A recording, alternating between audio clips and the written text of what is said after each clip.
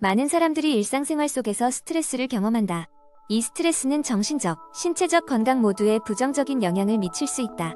하지만 우리가 섭취하는 음식이 스트레스 완화에 큰 도움이 될 수 있다는 사실은 놀랍지 않다. 여기에서는 스트레스를 줄이고 건강한 심리 상태를 유지하는 데 도움을 줄 수 있는 10가지 식품을 살펴보자. 1. 블루베리. 작은 블루베리에는 강력한 항산화제가 풍부하다. 특히 그 안에 들어있는 플라보노이드는 스트레스를 줄이고 인지 기능을 개선하는 데 도움이 될 수 있다. 블루베리는 대뇌 기능을 자극하여 불안감을 억누르고 기분을 개선한다. 2. 아몬드. 아몬드는 비타민 B와 E가 풍부하여 면역, 체계를 강화하고 스트레스를 완화하는 데 효과적이다. 하루에 몇 알씩 먹으면 마음의 안정을 찾을 수 있다. 3. 녹차. 녹차에는 진정 효과가 있는 L테아닌이라는 천연 아미노산이 있다. 이는 뇌에서 알파파를 증가시켜 명상 상태로 들어가는 걸 돕고 긴장을 완화한다. 4. 다크초콜릿. 다크초콜릿은 세로토닌 수치를 증가시키고 코르티솔 수치를 감소시켜 스트레스를 감소시키는 데 도움을 준다. 단, 과다 섭취는 피해야 한다. 5. 귀리. 저혈당 지수가 높은 음식인 귀리는 포만감을 주어 스트레스 완화에 도움을 준다.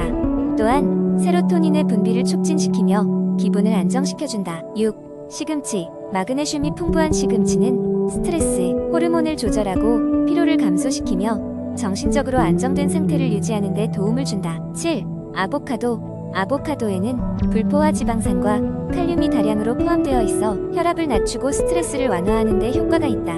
8. 연어. 오메가3 지방산이 풍부한 연어는 염증을 줄이고 심장 건강을 개선할 뿐만 아니라 기분을 안정시키고 스트레스를 감소시키는 데 도움이 된다. 9. 카모마일차. 천연 진정제인 카모마일차는 긴장 해소와 불면증 완화에 탁월하다. 저녁에 한 잔씩 마시면 휴식을 취하고 잠을 잘 수 있다.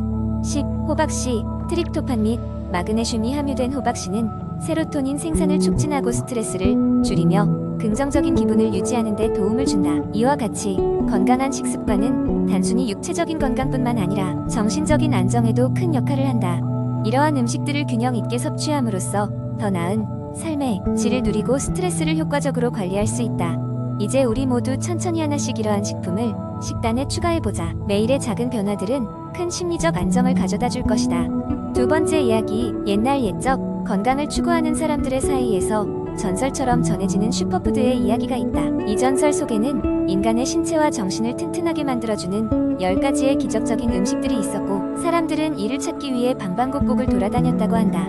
첫 번째 슈퍼푸드는 블루베리였다. 작은 크기의 이 파란 열매는 숲속 깊은 곳에 감춰져 있었다. 블루베리는 항산화 물질이 풍부하여 면역력을 높이며 눈 건강과 기억력 향상에 도움을 준다고 했다. 그래서인지 숲속의 동물들은 블루베리를 먹고 건강을 유지했다는 전설이 있었다. 두 번째는 퀴노아였다. 고대 잉카 제국에서는 곡식의 어머니라 불리며 신성시되었던 음식이다. 단백질과 필수 아미노산이 풍부하여 영양적으로 균형 잡힌 식사를 제공했다. 어떤 왕의 병이 낫지 않던 시절 마법사들이 모여 퀴노아로 만든 요리를 먹은 후왕이 기적적으로 건강을 회복했다는 이야기도 있다. 세 번째 슈퍼푸드는 연어였다. 북쪽 나라의 강에서 서식하는 이 물고기는 오메가3 지방산이 풍부하여 심혈관 건강과 두뇌 발달에 좋다고 했다.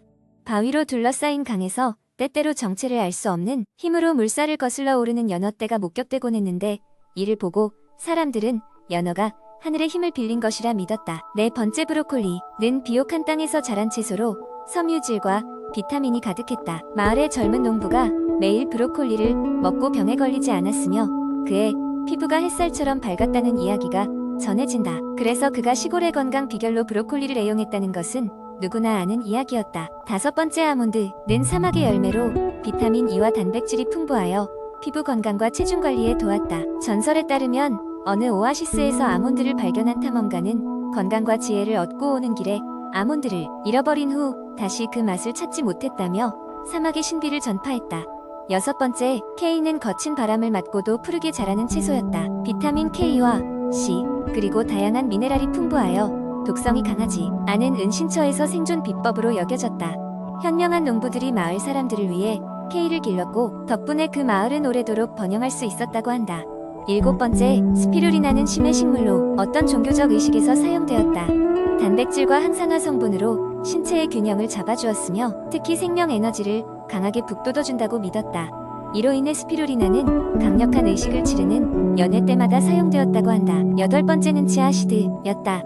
작고 검은 이 씨앗은 물에 담그면 커지면서 젤리 같은 식감이 되어 씹기 좋은 형태로 바뀌었다.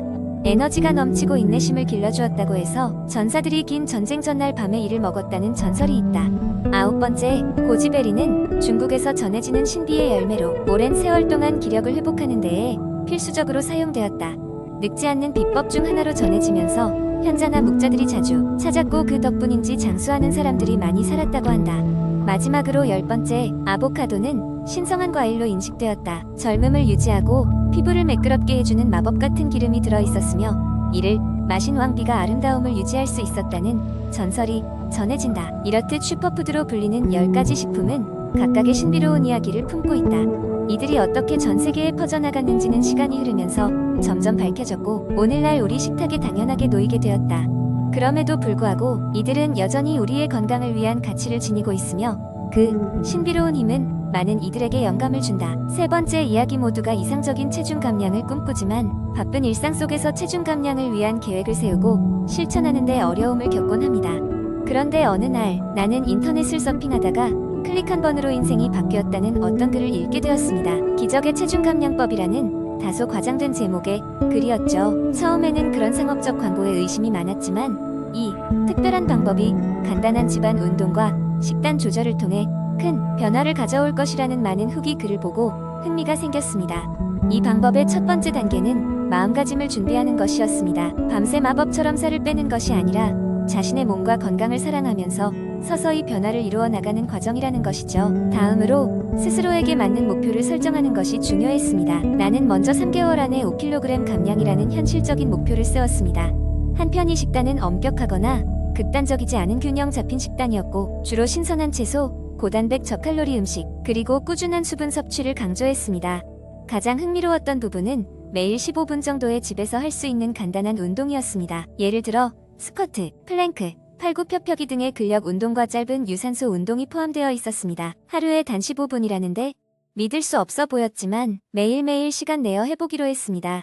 처음엔 움직임이 서툴고 힘들었지만 얼마 지나지 않아 몸에 활력이 생겼습니다.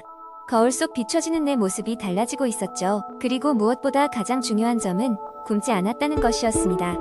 오히려 더 건강한 식습관과 운동 덕분에 스트레스도 줄고 에너지도 넘쳤습니다. 3개월이 지난 어느 날 목표했던 5kg을 감량하는 데 성공했습니다. 체중계에 올라서기는 두렵지 않았고 가족과 친구들 모두 나의 변화를 보고 놀라워했습니다. 이 모든 변화는 과대선전된 다이어트, 보조제가 아닌 참자립적으로 가능하다는 것을 깨닫게 되었죠. 이 기적의 체중 감량법은 결국 나 스스로에 대한 사랑과 자연스러운 변화를 북돋아주는 과정이었습니다. 이제 나는 이 방법을 나만의 비밀로 간직하지 않고 많은 사람들에게도 알리고 싶습니다. 나와 같은 고민에 빠진 사람들에게 가장 중요한 건 밤새 결과를 바라는 것이 아니라 매일 조금씩 더 나은 자신을 만들어가는 것이기 때문입니다. 네 번째, 이야기한 때 인간은 자신의 몸이 전부 강철로 이루어진 듯한 착각 속에 살았다. 그러나 세균과 바이러스는 금세 그 착각을 산산조각냈다. 어느 날이며 어김없이 찾아오는 감기부터 요즘 세상을 떠들썩하게 만드는 팬데믹까지 우리 몸을 보호하기 위한 면역력의 중요성은 점점 커지고 있다. 이에 따라 면역력을 향상시키기 위한 슈퍼푸드에 대한 관심이 높아졌다. 우리의 이야기는 면역력을 키우기 위한 항해를 시작한 한 젊은이 민호의 모험으로부터 시작된다. 민호는 작은 도시에서 나고 자란 평범한 청년이었다. 어릴 적부터 잦은 감기로 고생했던 그는 감기를 이겨내기 위해 면역력을 키우고자 결심했다. 그는 도서관에 가서 책을 뒤적이고 약국에서 건강보조제를 구매하는 등 다양한 노력을 기울였다. 그러던 어느 날 민호는 면역력 향상을 위한 슈퍼푸드라는 강연 포스터를 발견했다. 그 강연은 그가 사는 도시의 보건소에서 열리기로 예정되어 있었다. 호기심에 끌린 민호는 강연에 참석하기로 결심했다. 드디어 강연 당일 민호는 일찍 자리를 잡고 강연을 기다렸다. 강연자는 건강관리 전문가이자 영양학자인 박 교수였다. 박 교수는 면역력을 키우기 위한 다양한 음식들을 설명하며 그 방법들을 일상 속에서 어떻게 쉽게 적용할 수 있는지에 대해 이야기했다. 박 교수는 가장 먼저 베리류의 중요성을 언급했다. 블루베리, 아사이베리, 라즈베리 같은 베리류는 항산화 물질을 풍부하게 함유하고 있어 면역 체계를 강화하는데 큰 도움이 된다고 했다. 특히 블루베리는 항산화 수치가 매우 높아 꾸준히 섭취하면 면역력을 높이는 데 탁월하다고 강조했다. 이어 그는 고구마의 효능에 대해 설명했다. 고구마에는 베타카로틴이 풍부하며 이는 비타민 A로 전환되어 우리 몸에서 면역 반응을 조정하는 역할을 한다. 또한 고구마는 섬유질이 많아 장 건강에도 좋다. 장이 건강해야 면역 체계 전체가 안정적으로 작동한다는 점을 덧붙였다. 다음으로 언급된 슈퍼푸드는 시금치였다. 시금치는 비타민C와 E가 많고 플라보노이드라고 하는 항산화 물질도 함유하고 있었다. 이는 감염으로부터 우리 몸을 보호하는 데 기여한다. 박 교수는 시금치를 활용한 다양한 요리 방법들을 소개하며 맛있고 건강하게 시금치를 섭취할 수 있는 방법들을 제시했다. 박 교수가 감탄하며 언급한 또 다른 식품은 마늘이었다.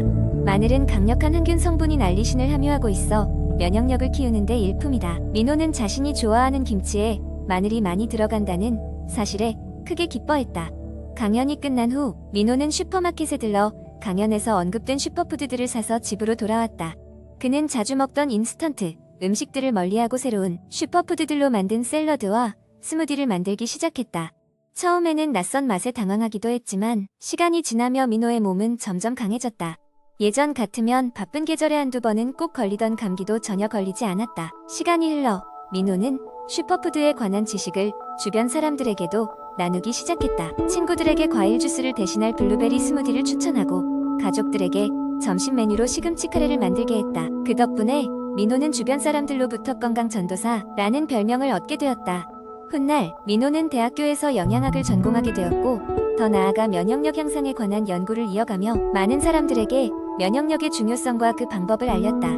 그의 작은 열정과 노력 덕분에 주변 사람들의 건강이 변하기 시작했고 더 많은 이들이 면역력 향상 슈퍼푸드의 가치를 깨닫게 되었다. 이 이야기는 단지 민호 개인의 성공을 넘어서 많은 이들에게 면역력을 지키는 것의 의미를 다시 한번 생각하게 만들어준다. 면역력은 우리 스스로가 힘을 들여 쌓아가야 할 삶의 일부분이며 이로 인해 우리는 더 건강한 삶의 항로를 향해 할 수 있게 된다.